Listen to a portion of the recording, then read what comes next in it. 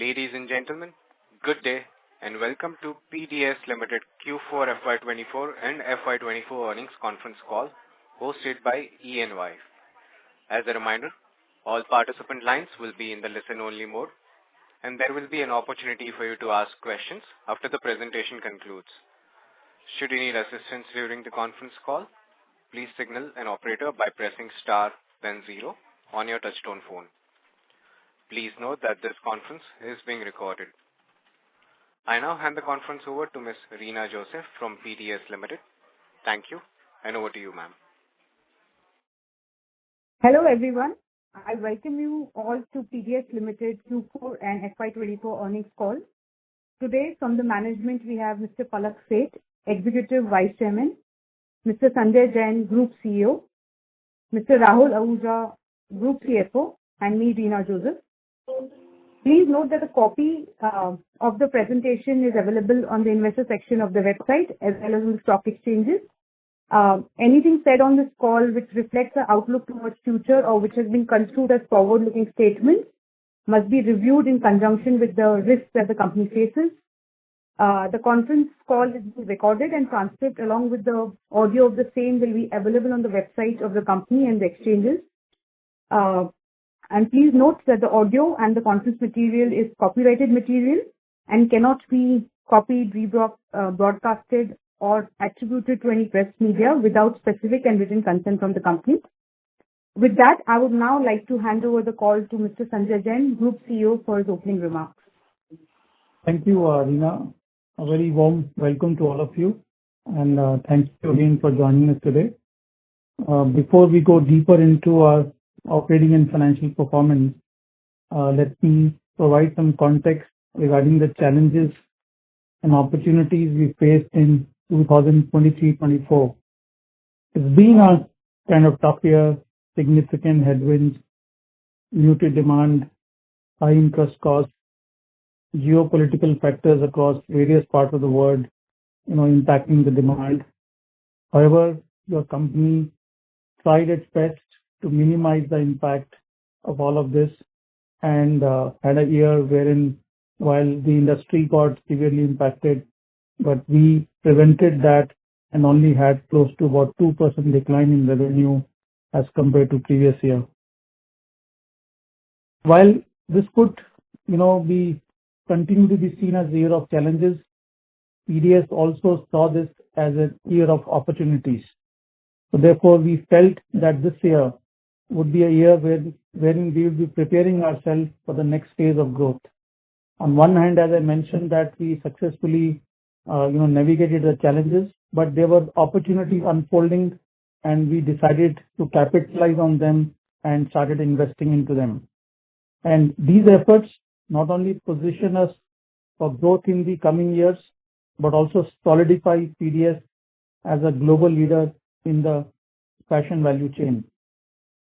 And as I mentioned, it was a tough year, but somewhere in Q3, we could, as a first step, neutralize the declining trend. We almost had a flat quarter, but in the Q4, we had a 25% growth over Q3. And as I am talking to you today, we have a healthy order book of about $585 million, which is almost close to 5,000 crore. And it is a 30% increase over the same period last year. Our aim this year is to maintain the momentum of growth and profitability. Fueling our further growth, we made investment of approximately 100 crores through our P&L. In our company, which is an asset-light company, any investment that we make into future revenues is primarily through P&L, and that is where it aggregated to about 100 crore. Our investor presentation captures a slide on the specific areas where we decided to invest to pursue the opportunities. These are primarily focused on establishing new teams and expanding into new verticals across our business offerings. For an instance, under the leadership of Mark Green, a very senior industry professional who has had a long inning with PVH, which is the house which holds Tommy Hilfiger. He has come on board, and under his overall guidance, we have formed a robust team to drive our North America strategy. We are beginning to see good traction and have already made some headwinds in terms of getting on board with some, very reputed clients like Target, and also now having a visibility of increasing our business manyfold with our existing customer, Walmart. Additionally, recognizing the potential for higher margins, we also partnered with a gentleman, Damien Hopkins in UK, to supplement our brand business. Furthermore, our existing verticals like Poetic Gem, Design Arc, Simple Approach, while they continue to stay focused on furtherance of design-led sourcing business, they are also venturing into brand space.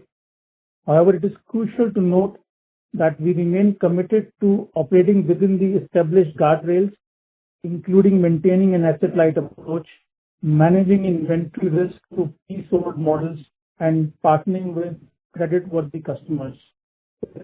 I'm mentioning about existing retailers also going the brand journey, then they are carefully trying to leverage the existing network that they have with the retail customers and how in a very calibrated manner they can also supply brands to them. Looking back at our strategic tie-ups in the last 2-3 years, and it gives a proof of concept to why we are pursuing these 100 crore opportunities, whether it is addition of category, addition of geography, or addition of, new service offerings to our existing customers. In fact, we have tried to give in our investor presentation a deeper insight into 3 of our such investments that we have made in the last 2-3 years. One of them was with a gentleman called Eric Liddell. In his previous innings with Lian Feng, he was handling close to 600 million plus of home category business, and we brought him on board, and it took about 2.5 years for the business to be where it has reached today, that it has actually got multiple contracts in the home category, starting from a test order of $16 million to actually sourcing the service contract of $250 million from Asta George. And now this business is looking at, eyeing on the US markets in terms of taking this product offering. So the business is already profitable. Business is already generating a handsome, return on capital employed. Likewise, with a gentleman, Gaurav Pandey, who has earlier in his previous innings with other companies have been successfully dealing with US retailers. He has come on board and has started building the Walmart business. And we are very confident that this business will also be PBT positive in this year, in about 3 years of its journey. Likewise, a third example is the CSS vertical, which is a vertical we have started in Bangladesh and now sourcing as a service for our retail customer, Asta in UK. This business is profitable from day one. It has a gross merchandise value of approximately $210 million, approximately about 1,700 crore. As I said, day one profitable, and it generates a very handsome return on capital employed, which is infinite. There is no capital that gets employed in the business, and the returns are highly value added. So if I summarize, Casa Collective, the home category business, is generating an ROC of about 47% last year, should be doubling up in FY25. PDS Far East, profitable business, at present in ROC of mid-teens, but it's looking good, and CSS as a business is about infinite. So this 100 crore investment that we have done in a business is a gestation wherein it leads to an immediate P&L impact, but as these unfold into their real potential, these are the kind of numbers that is there as a potential. Moving on, we achieved a gross merchandise value of about 15,000 crore during the year, marking a 25% increase over the same year last year. And notably, our sourcing as a service segment experienced remarkable growth with a staggering 240% increase in GMV, totaling to approximately $440 million. That's approximately about 3,600 crore. While we generate service fee from these volumes, we continue to gain a larger share of wallet with the customer and continue to deliver customized solution to meet this evolving needs. Our goal is to foster strategic engagements with key customers and continue to provide tailored solutions to address their specific requirements. We built a robust model which has enabled us to navigate these challenging times, as is reflecting in terms of just about 2% decline and about 25% growth now in quarter four over quarter three. And not only we have kind of tried our best to navigate, but we believe now we are on a path of driving our growth and profitability upwards.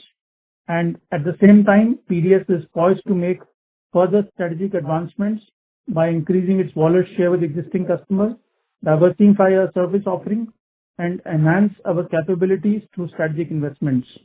Now I will hand over to Rahul Ahuja to provide a detailed overview of our financial performance. Over to you, Rahul. Thanks, Sanjay. Good day off to all on the call today. I will, over the next few minutes, inform you all about the financial performance for the quarter and 12 months ended March 31st, 2024. As Sanjay was just mentioning, we witnessed recovery in the later part of the year. Gross merchandise value increased by 19% to 4,526 crores compared to the previous quarter. The consolidated top line of 3,215 crores was a 25% increase with gross margins of around 20%. While our EBITDA of 124 crores increased by 66% with EBITDA margin increase from 2.9 to 3.8%. However, when we normalize this for our business in gestation phase, our EBITDA translates to 157 crores versus 107 crores in the previous quarter and a margin of 5.1% versus 4.2%. Our interest expenses were largely flat in spite of the increase in top line and increase in the base lending rate, which is SOFR, from 4.9% to 5.3%. Profit after tax increased by 157% to 65 crores with 2% margin versus 1% in the previous quarter. Talking about the full year, our gross merchandise value increased year over year by 25% to 15,048 crores. Our sourcing as a service business delivered around 240% growth in the financial year 24. With a consolidated top line of 10,373 crores, we arrested a decline to a mere 2% in spite of us being 8% lower in the first 9 months of the last financial year. Gross margins continued on the expansion trajectory with us clocking 20.4% in FY24, an expansion of 360 basis points compared to the last year. Our EBITDA was 402 crores with EBITDA margin of 3.9%. However, when we normalize it for the 100 crore investment in new initiatives, our EBITDA actually was 502 crores. It's important to note that we have pulled through this year with higher EBITDA of 502 crores versus normalized EBITDA of 489 crores in the same period last year. This was achieved despite an early single-digit decline in top line year over year. Similarly, our normalized EBITDA margin expanded from 4.7% last year to 5% this year. PAT amounted to 203 crores with 2% margin. Moving on to our segmental performance, our sourcing segment clocked a top line of 10,080 crores with a gross margin of 18.6% and expansion of 352 basis points. Within sourcing, our design-led sourcing offering achieved a gross margin of 17% and improvement of 179 basis points, while sourcing as a service achieved a growth in top line of 125% with an EBIT margin of 38.5%. Brand management continued its growth trajectory, registering a growth of 96% compared to last year, with gross margin and EBIT margin of 33% and 5% respectively. Our manufacturing operations reported a top line of 597 crores with a gross margin of 38% and improvement of 206 basis points and EBIT of 4%. Turning to our balance sheet, the net debt was 259 crores. However, in spite of the growth in Q4, we have managed to curtail our debt levels to the previous December quarter Despite the industry dynamics, our balance sheet remains robust with strong leverage ratios of net debt to EBITDA at 0.61 and net debt to equity at 0.22. With regards to our working capital days, it decreased to 7 days by the end of the year compared to 9 days in December. Excluding Ted Baker business, our net working capital days stand at 1 day. We are focused on bringing back the net working capital days to early single digits. On the capital employed front, in PDS Ventures and other, the capital employed stands at 254 crores. It is important to note that this includes 36 crores attributable to MTM gain. We are also pleased to announce that we have proposed a dividend of rupees 3.15 per share. We had declared an interim dividend of 1.6 per share in the first half. This makes the total dividend to 4.75 per share for the year, a payout of 43%. In conclusion, the resurgence of demand and the promising performance of our new ventures bolster our confidence in achieving growth in the upcoming quarters, driving steady progress in quarters to come.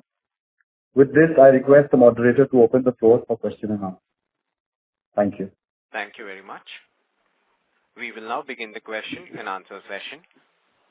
Anyone who wishes to ask a question may press star and 1 on their touchtone phone. If you wish to remove yourself from the question queue, you may press star and 2. Participants are requested to use only handsets while asking a question. Ladies and gentlemen, we will wait for a moment while the question queue assembles.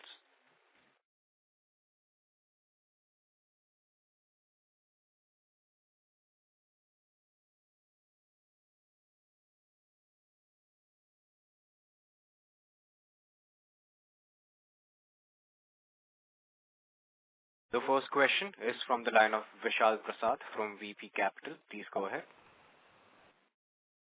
Hi, good evening. So, Palak, when we talk about PDS Ventures, we report mark-to-market gains. So, given the background of us thinking in terms of mark-to-market, what is our thought process behind investing in so many companies? And internally, how do we measure our performance over a period of time for these investments? Yeah. Thank you for the question. So PDS Ventures, was started around 7 years ago as an initiative from PDS Group to look at how the industry was moving forward. There's a lot of discussion around sustainability, circularity, and new material science in our industry. So we were seeing that some of our strategic customers, were like really getting impacted. The business model were getting impacted because of all the regulator pressure coming in and all the activist pressure coming in the West that was questioning the retailers' practices on their environmental footprint. So PDS took a conscious decision that we should be part of the solution going forward, not part of the problem.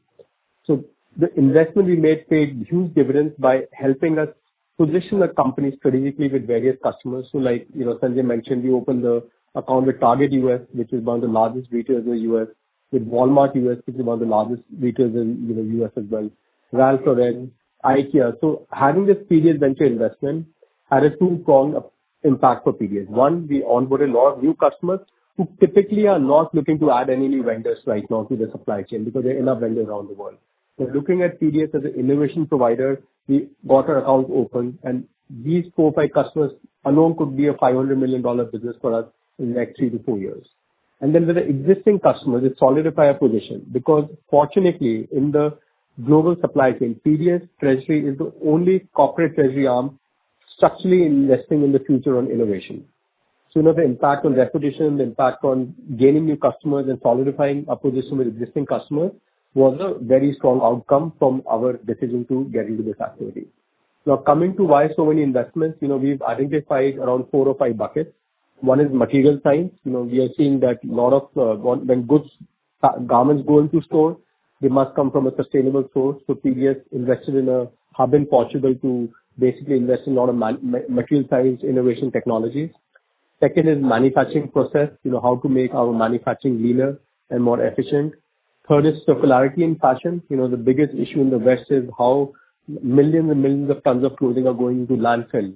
So the PDS is providing solutions to our customers, making sure goods don't go into landfill, become the circular economy. And then finally traceability transfer into your supply chain where now the US retailers are asking about the ginger and cotton issue. So having key investments into these four buckets with businesses and companies coming out of the top universities is really expanding our ecosystem globally as one of the key players where any innovation coming in fashion industry, PDS gets to see it, and then we co-invest with our customers like Walmart, Target, IKEA, Patagonia. So when these people are looking at the innovation, they contact PDS Ventures that can you guys look at it as well with them. And our check size is then small. So companies raising large rounds, our check size is going to be like $100 to $300,000, where the retailer puts in maximum money and the venture capitalist puts even the larger check. But then it makes us strategic with the customer, makes us long-term and differentiates us from the hundreds and thousands of suppliers out there, which no one is able to do this with these retailers the way we do it. I hope I answer your question. Sanjay, you want to answer on the mark-to-market side, please? No, I think the mark-to-market is just our attempt to mention that this is the amount of gain that has already accrued on these investments. But from a conservative accounting policy, we are still holding this into the balance sheet and not yet taken to P&L.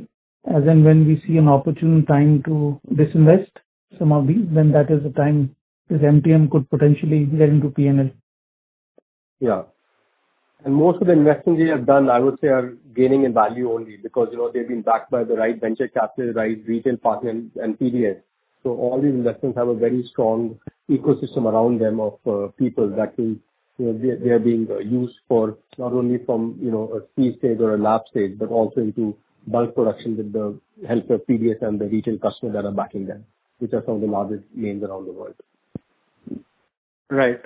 So you mentioned that we benefit out of our investments, but I understand we are not majority owners of all the investments that we do in our venture fund. So how are we able to use their IP for PDS's benefit? That's exactly what I meant because, we don't want to be majority for sure. We want to have small investments in various companies because we are co-investing with our customers. So if a retailer's venture capitalist arm, either H&M or Bestseller or Walmart or Target is investing with PDS in these companies, then, these companies to gain traction needs to have a combination of people supporting them to move to the next level, right? So it's important that they are backed by various stakeholders, then they can be moved forward. So if they're raising like a $2 million round, PDS will invest maybe $100,000, $200,000 only, right? But become part of the cap table, but become part of the solution with the retailers to take these investments from, startup stage to the next level based on combining strengths of the ecosystem of people who have invested in these opportunities. Okay. And the second question that I have is, I remember we were planning to invest a lot of money in the US and then we talked about the QIP that we were supposed to do. But on our balance sheet, we have close to 600 crores and it has been lying on the balance sheet for a long time. I mean, it ranges between 400 to 700 crores over the last 4-5 years. So there are two questions here. We have a lot of money on our balance sheet, so why don't we use it for our investments rather than doing a QIP? That is one. And second, if we are not planning to use the cash, then what is the plan for us for using the cash? I mean, why it is sitting on the balance sheet for so long? Yeah, Palak, Yeah. I think the cash is about 680 crores on 31st March 24, and when we report net debt, we net it off. This is typically the cash that is spread across various legal entities of PDS, and this is also the cash that is pending dividend distribution. What Rahul Ahuja, our CFO, is as a first step trying to do is that one hand, if there is this cash, then there is borrowing on the other side. So can he minimize the borrowing by usage of this cash? So we save interest costs. That is one.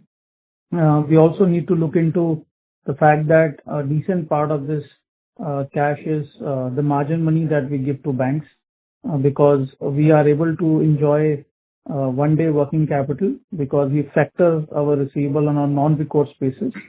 And for setting up these lines, we give margins. So this is cash margin A. This is cash across various entities of PDS, wherein endeavor is to knock it off against the borrowing, so that we can save some interest costs. That is one.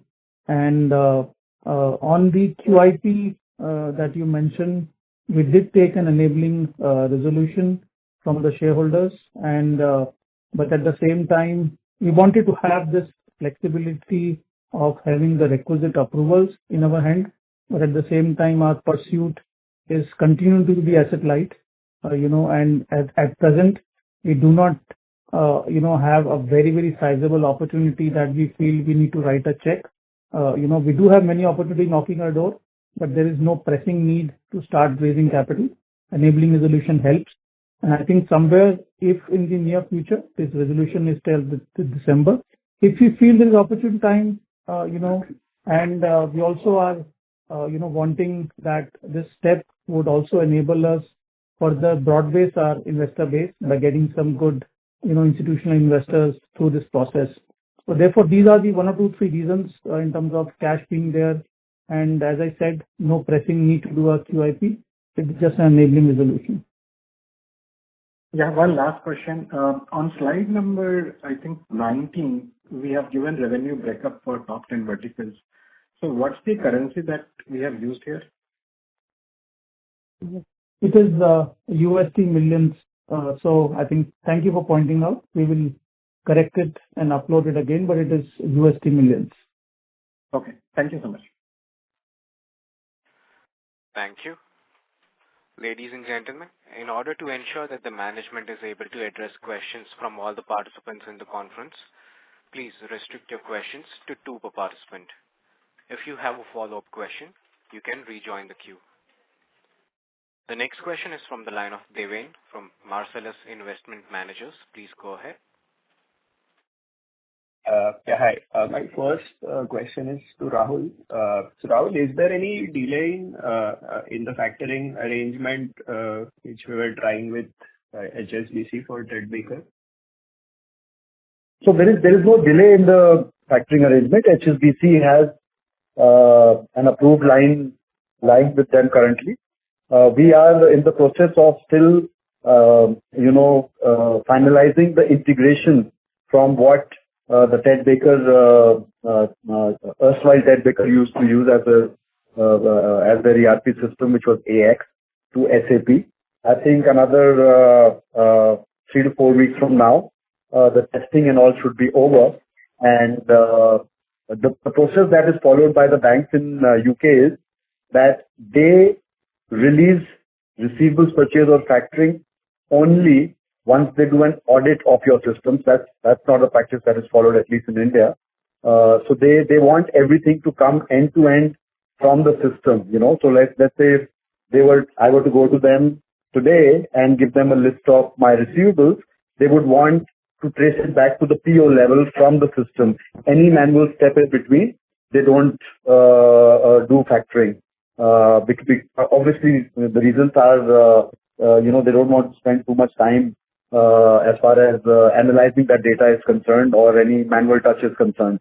So we are starting our testing phase of the integration in a couple of weeks from now, and that's why I said about 4 weeks from now we should be in a position to invite the bank to do their round of tests, post which they will take their internal approvals to disburse the facility. Okay. And is there any impact of the restructuring which is going on at Ted Baker level? Palak, if you could take that and give them an update of the latest at Ted Baker. Yeah. So ABG is in the process of finding a new retail operator because, PDS just ran the wholesale business, which is more or less stable and the head office. But the UK and the US retail partners, they're trying to replace with some more financially stable companies. So hopefully in the next 1 week, there'll be announcement. We have indication who the UK partner is one of the largest retailers in UK with the, $5 billion turnover, who will be taking over the Ted Baker retail stores. So we are just waiting for them to sign the documents, and the announcement should come shortly. So that will give us PDS a very strong partner on the retail side. who will then invest in the business and more retail stores and concessions and e-commerce to take the business forward on a stronger footing. And similarly in the US, I think in the next 1 week they'll have some announcement coming. So for ABG, it's one of the highest priorities, and they're on it on a daily basis. Oh, okay. Okay, understood. Thank you. And my second question is to Sanjay. So, Sanjay, last in Q3, if you remember, we had said that other expenses which had increased from 170 to 190 odd crores, midpoint of both like 180 crores is the sustainable number, but this quarter the number is close to 240 crores. So we are almost 60 crores higher than the budget. So what happened here? Yeah, I think allow me to share a full year context, and that would also help answer your question on the quarter.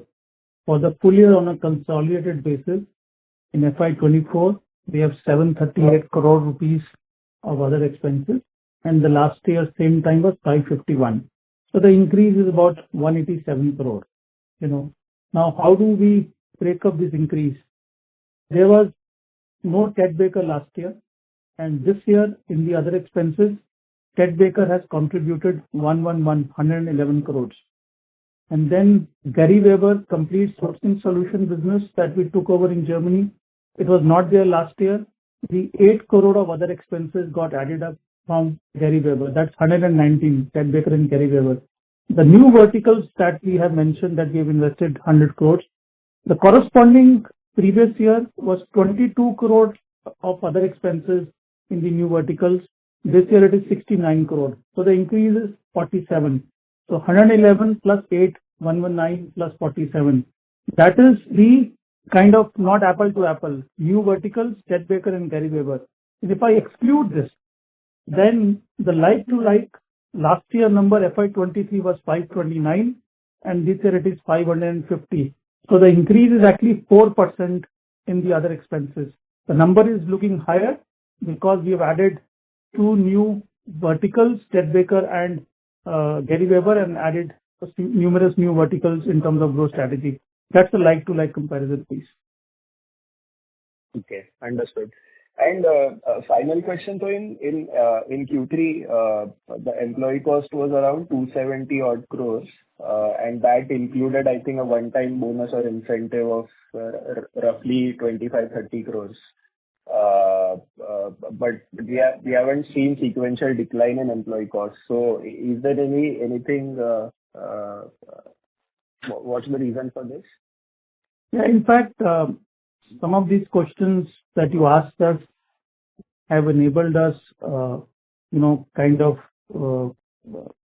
look deeper. And as I answered on other expenses, in the same manner, the employee cost is 984 crores in FY24 and was 761 last year.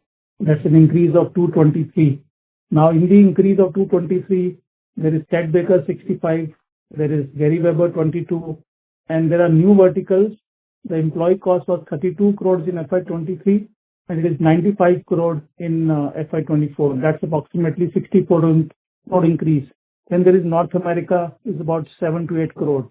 So if I exclude this Ted Baker 65, Gary Weber 22, new vertical 64, North America about 7 to 8, the increase is 66 crore from 730 to 795, which is a 9% increase on an overall basis, which we believe is the normal increase given small increase in headcount and an overall inflation or so. So that's the answer to the question in terms of, how we are explaining the employee cost increase. Understood. Thank you so much. Thank you. The next question is from the line of Pritesh Chheda from Lucky Investments. Please go ahead. Yeah, hi.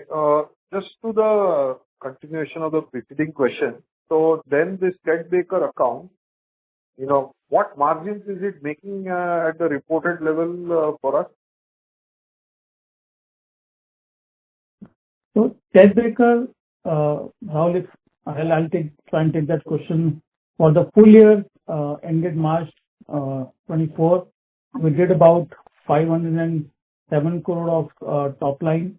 We had a gross margin of about 41%, And in terms of PBT margin, it is approximately it's about 28 crores of PBT.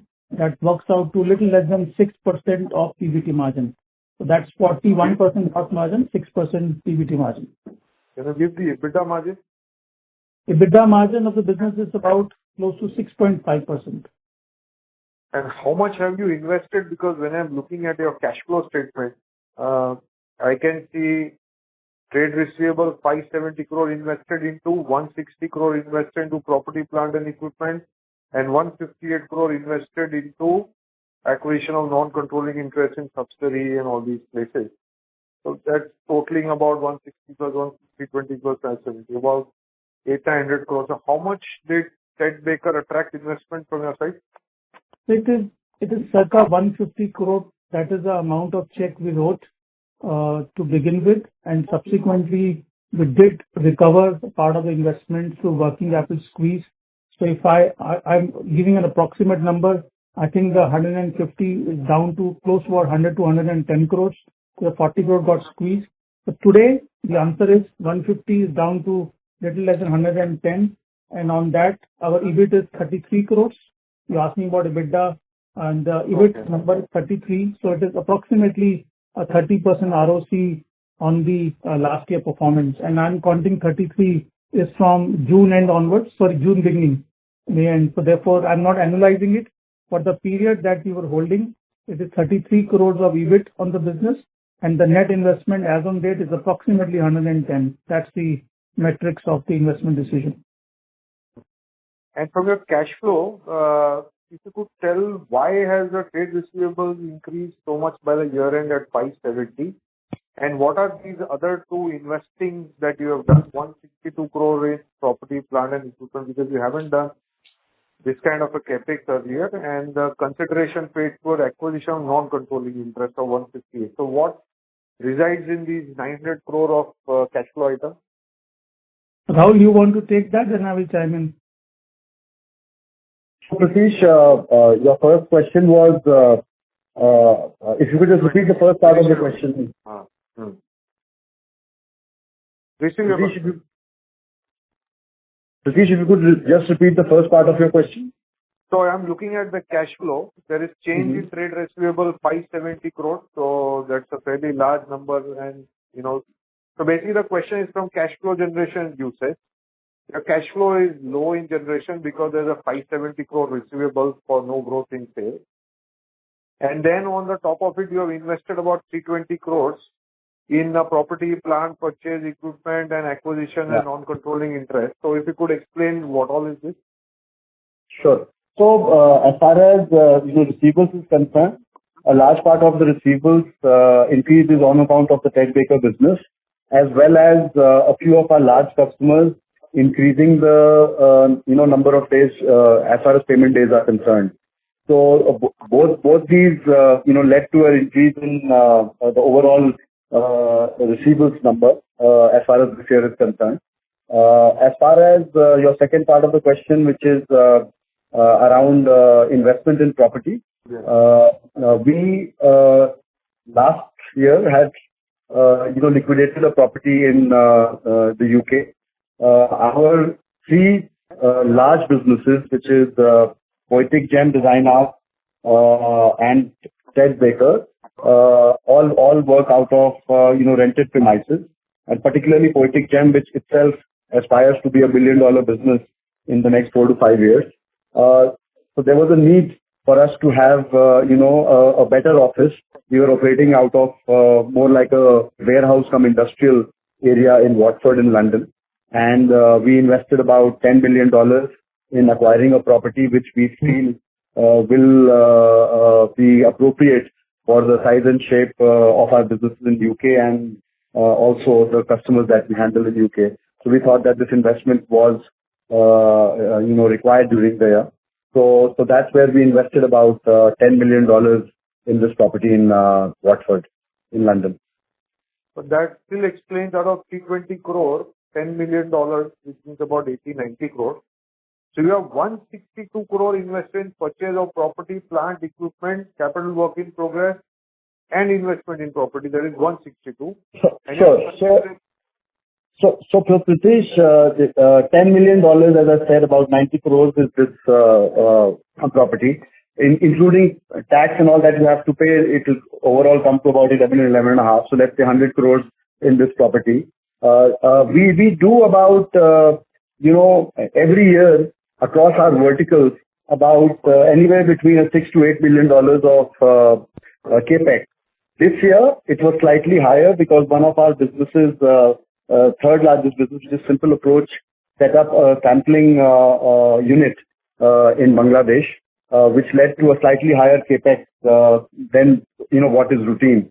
So about $9 to $10 went into capex, and our PDS venture investments in any year are around $5 to $6 million, which is basically calls coming from the existing investments that we have done, plus any new opportunities. So we usually restrict it to around that level. So all of these put together, and including a small capex in our Sri Lanka operation, all of these put together add up to another, 180, 200 crores. So this 158 crores is those PDS venture investment, which is usually about $5-6 million. No, Rahul, just allow me to... PDS venture is not 158 crores. Sorry, allow me to chime in here. I think in the order of the question that you asked, firstly, the receivable, as Rahul explained, went up. I understood that. I understood the purchase of property. Yeah, just allow me to, address all these points. While the receivables went up, the corresponding payables also went up. If Ted Baker we exclude, the net working capital is 1 day. Typically, we manage 0 days, 1 day's net working capital. So in our business excluding Ted Baker, we are bang on there. Any increase in receivables is also corresponding in, managed through payables. So no increase there. Rahul answered that we had a 60 crore capex in year FY23, and we have a capex of about 167 crore. That's almost close to about 110 crore increase. And he answered that about 10 million, which is about 85 to 86 crore, including some taxes, went into the UK property. But the remaining amount that is there is the capex. That 10-15 crore remaining is the capex in the sampling room of Simple Approach in Dhaka. Is the capex in Sri Lanka. So that's the explanation. So capex is in line with what happened last year, except the investment in the UK property. And in fact, we have invited our investor community to be part of the investor day on 11 June, wherein we have invited all the business heads from UK to also be present, and they are very excited themselves to scale up the business to $1 billion from about 400 million right now. In terms of the venture tech investment, we invested close to 70 crore in venture tech investment last year in FY23. And as you see for cash flow, the investment is about 29 crore in venture tech investment. And in respect to the Ted Baker, we mentioned about 150 crore. That's part of the acquisition of Ted Baker 155. I think so the venture tech investments are down. The capex is in line, plus the addition of the UK property. And the 150, as you asked earlier, was in the Ted Baker business. Okay. So that 157 that we see is all Ted Baker investment. That 52 crore, yeah, the acquisition of TDG, Nobles and others, that 155 crore number that you see, it includes Ted Baker. We also mentioned in one of our releases that in a factory in Sri Lanka, which is making an EBITDA of about 15 crore, we invested about 1 million, about 8 crore to get a 26% stake in that business. So that's also captured here. That 8.5 crore to buy a 26% stake in a factory in Sri Lanka with EBITDA of 15 crore is also captured here. And sir, from your opening remarks about this interpretation of adjusted and the reported margin, how should we interpret now this for FY25? And when you say that you have started your order book at $585 million, which is plus 30% YOY, how should we interpret it for your future for FY25? Now this 585 will also have, I don't know whether it's a GMV value, how it is. How should we interpret this number with your revenue performance, purely your revenue performance, and the margin adjusted reported for FY25? See, on the margin, as we have mentioned by giving the 3 sample actual cases of CASA Collective and PDS Far East and CSS, it takes about 2 to 3 years from the investment phase to these businesses becoming to their full potential. And given that FY24 was a year of large investment, relatively large, so we will continue to report normalized EBITDA to enable our stakeholders see this. But in about FY26, I think we should start seeing a significant benefit coming in from these investments. It can be sooner, but that's therefore the normalization impact we have to capture in FY25 as well. That is answering your first point. In terms of the order book, when we're talking about almost a 30% growth as compared to the same period last year, this is the order book which is equivalent to the way we book revenue. This is not that we are saying that this is a $585 million Sarkar number is a GMV number. This is what actually is the number that gets booked into revenue. We have mentioned a 10% year-over-year kind of outlook that we are seeing ourselves. Currently, we are very positive with the order book in hand, 30% up.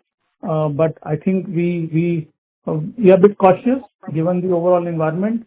But at present in hand, the order book is much better than the 10% that we are aspiring to grow the year with. When you say normalized margin, Sorry your to normalized... interrupt, Mr. Chheda, maybe... Sir, I just want to finish this question. When you say normalized margin, you mean normalized margin of FY23, which was 4.5%?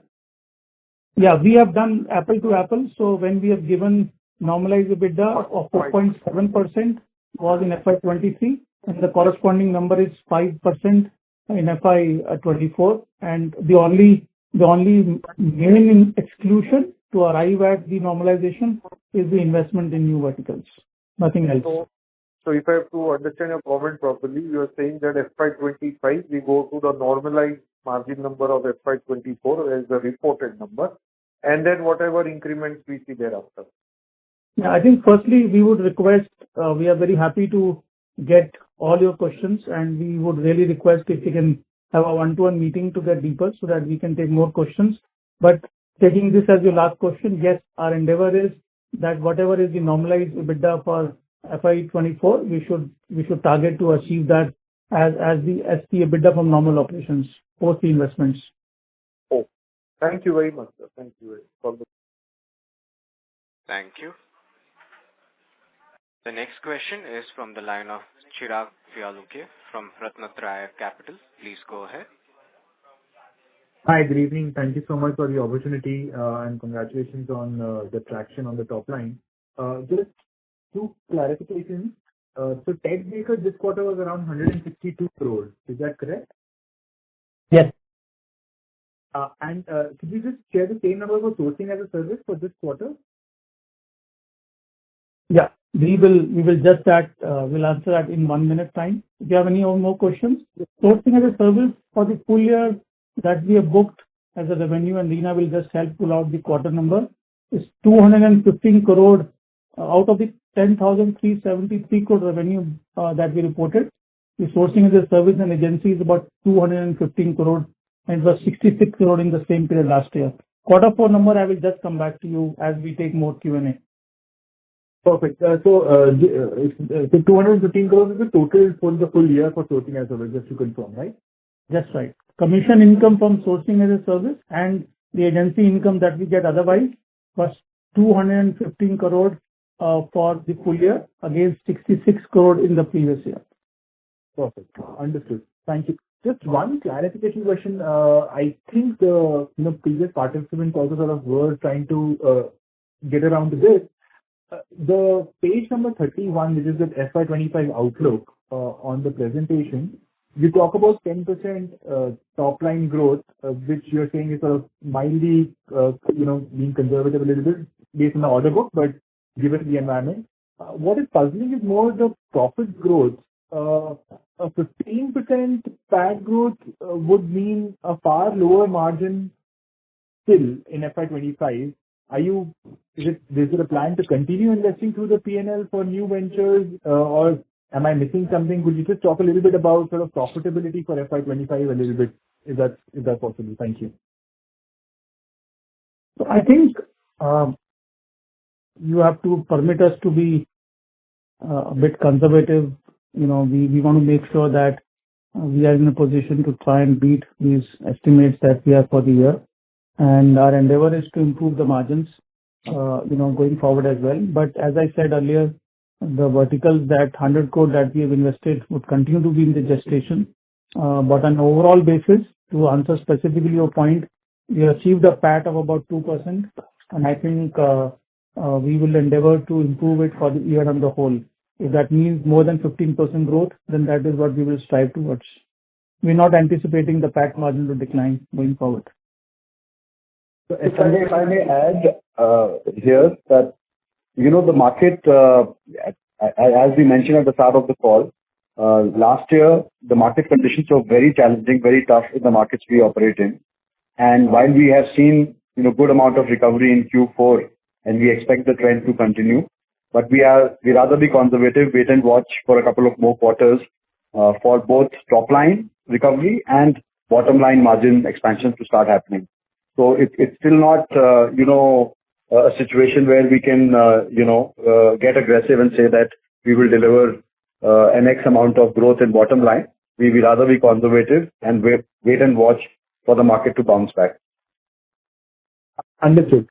Understood. That's clear. Just so that, my question is clear. So if I look at the page 21st of the presentation, is in general, you guys think of 30 crores as an investment in new verticals.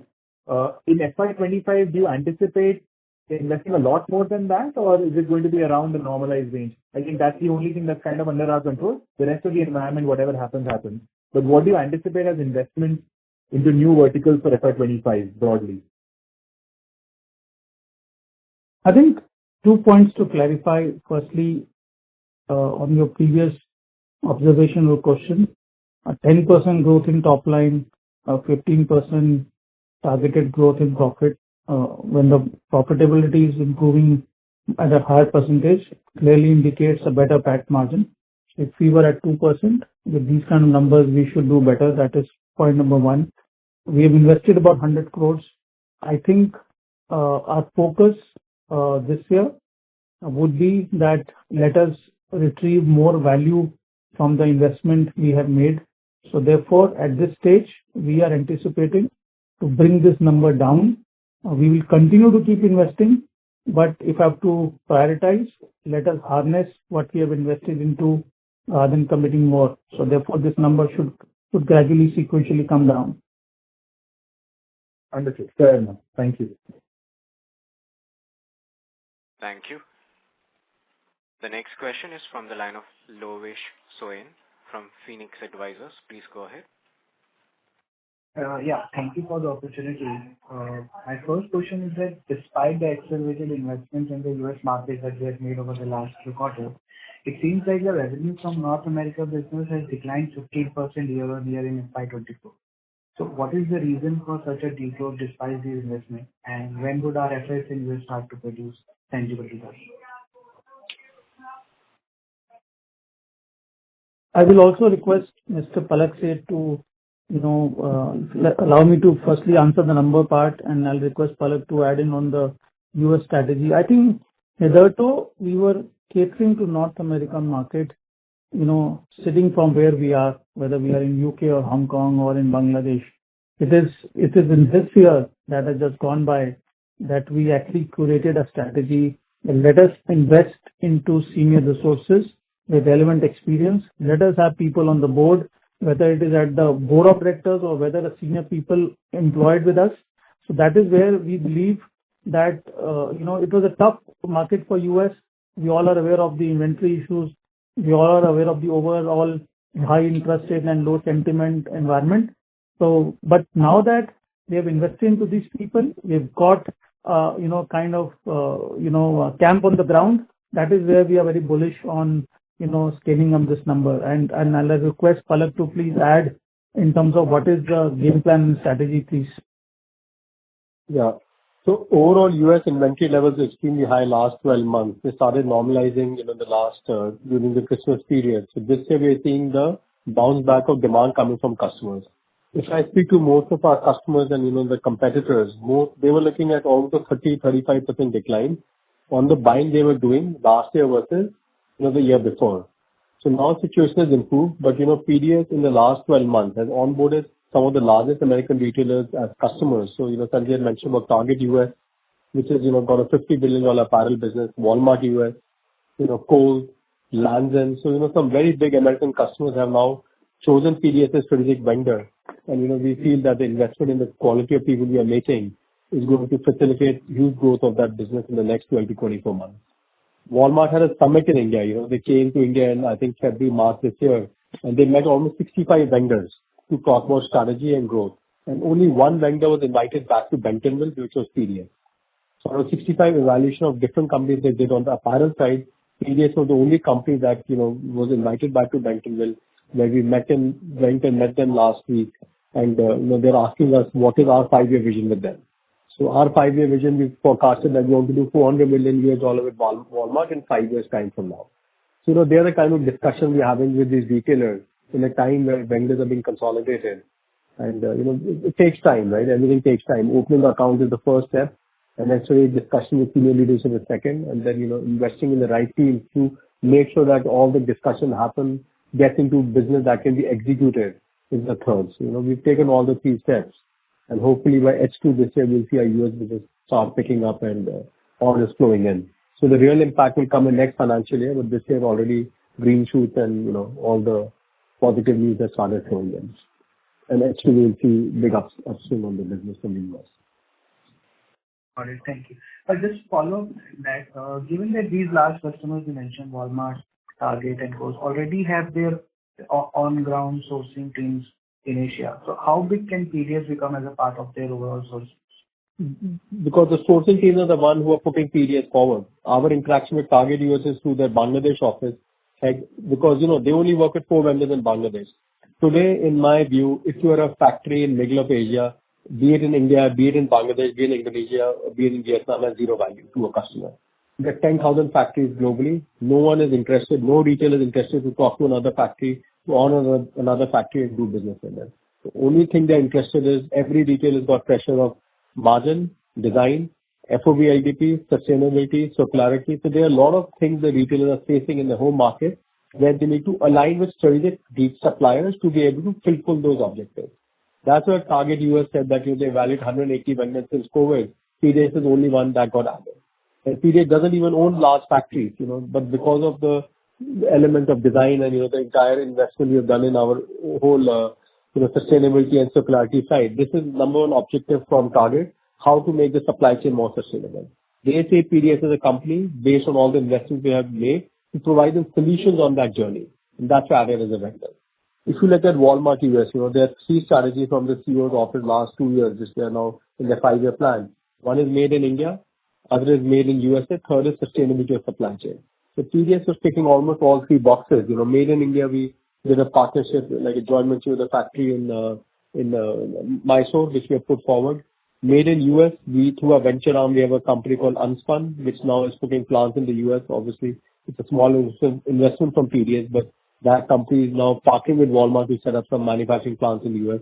And third, on sustainability side, they see the solution we are providing is very, very, important for how they are looking at their own supply chain going forward. So the local office of these retailers are the ones talking to PDS and putting us forward as a solution provider to the head office in the US. I hope that answers your question. Thank you. Yeah, that does. Thank you. Just one last question from my side. With 10% revenue growth in FY25, the ask rate for FY26 and 27 to meet the 2.5 billion revenue target in FY27 that we set a couple of years back is very steep. So how confident that we'll be able to achieve that 2.5 billion target in FY27, or is there a deferment to that, or are we deferring that plan for now? I think as Sanjay mentioned, we already have a 30% uptake on order book compared to last year, which is very few companies can say this in our industry. Still, the industry is highly challenging. There are a lot of, companies, a lot of suppliers going out of business, a lot of retailers consolidating. So in that consolidation, if PDS is seeing a 30% growth in our order book on H1, which is a positive sign. So, but as he said, also to be conservative, we are giving guidance of numbers, which we feel, because we don't know what happens in H2, but overall situation looking quite positive. So hopefully, we will obviously beat our guidance for this year as well. And that means that we are continuing with that 2.5 billion revenue target for FY 2027. I mean, yes, this is the plan, but PDS will not take any unnecessary risk to its business model, to force anything. But yeah, the kind of opportunity we are seeing and the customer engagement we are having, we can easily see, a lot of growth being projected by existing customers and strategic discussions happening with most of them. Great. Thank you for that answer. Thank you. Ladies and gentlemen, we would take that as our last question for today. I would now like to hand the conference over to Mr. Sanjay Jain for closing comments. Thank you so much, ENY team. Thank you so much, our investors, for joining, our stakeholders for joining this call. We would welcome that if anyone wishes to have a one-to-one conversation or group level, we are available. We have also sent you a save the date for June 11th in Geo Center BKC. We are hosting our Investor Day. We are inviting our top 5-6 business heads who are flying in from various locations to get an opportunity of meeting you and vice versa as well. So kindly do join us. Our investor deck would be emailing the complete agenda by the end of this week, and we look forward to your participation. Thank you so much. Thank you, everyone. Thank you, everyone. Thank you. Thank you. On behalf of PDS Limited, that concludes this conference. Thank you for joining us. You may now disconnect your lines.